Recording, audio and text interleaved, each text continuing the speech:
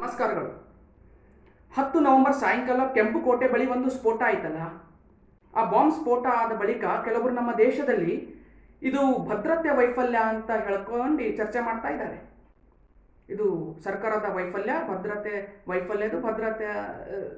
ಬಗ್ಗೆ ಚರ್ಚೆ ಮಾಡ್ತಾ ಇದ್ದಾರೆ. ಸರಿ, ಫೈನ್. ಈಗ ನನ್ನೊಂದು ಪ್ರಶ್ನೆ.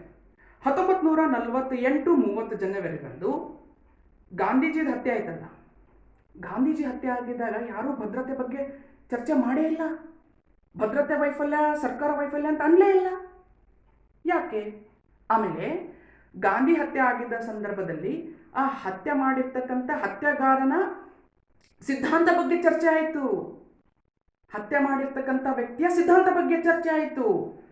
ಆದರೆ ಡೆಲ್ಲಿ ಸ್ಫೋಟದಲ್ಲಿ ಯಾವ ವ್ಯಕ್ತಿ ಸ್ಫೋಟ ಮಾಡಿದಾನೋ ಕಾರಲ್ಲಿ, I-20ಯಲ್ಲಿ, ಆ ವ್ಯಕ್ತಿಯ ಸಿದ್ಧಾಂತ ಬಗ್ಗೆ ಇಲ್ಲಿ ಚರ್ಚೆ ಆಗ್ತಾ ಇಲ್ಲ. ಆ ವ್ಯಕ್ತಿಯ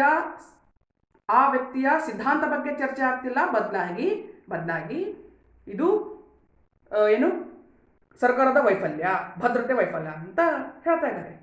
ಇನ್ನೊಂದು ಸಂಗತಿ ಗೊತ್ತಾ? ಈ ಎರಡೂ ಪ್ರಕರಣನ ಹೊರತುಪಡಿಸಿ ಮಾಜಿ ಪ್ರಧಾನಿಗಳಾದಂಥ ಇಂದಿರಾ ಗಾಂಧಿ ಮತ್ತು ರಾಜೀವ್ ಗಾಂಧಿ ಹತ್ಯೆ ಆಯ್ತು ನೋಡಿ.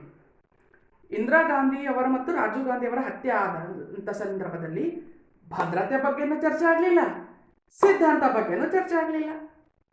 ಅವಾಗೇನು ಚರ್ಚೆ ಆಯ್ತು ಗೊತ್ತಾ? ತಾಯಿ ಮಗ ಇಬ್ಬರು ದೇಶಕ್ಕೋಸ್ಕರ ಬಲಿದಾನ ಮಾಡಿದ್ದಾರೆ ಅಂತ ಚರ್ಚೆ ಆಯಿತು. ನೋ ಭದ್ರತೆ, ನೋ ಸಿದ್ಧಾಂತ. ನೋಡಿ, ಸ್ವಲ್ಪ ಗಮನಿಸಿ. ಗಾಂಧಿ ಹತ್ಯೆ ಆದಾಗ ಹತ್ಯೆ ಮಾಡಿರ್ತಕ್ಕಂಥ ವ್ಯಕ್ತಿಯ ಸಿದ್ಧಾಂತ ಬಗ್ಗೆ ಚರ್ಚೆ ಆಗ್ತದೆ. ಇಂದಿರಾ ಗಾಂಧಿ ಮತ್ತು ರಾಜೀವ್ ಗಾಂಧಿ ಅವರ ಹತ್ಯೆ ಆದಾಗ ಬಲಿದಾನ ಅಂತ ಹೇಳಿ ಚರ್ಚೆ ಆಗ್ತದೆ.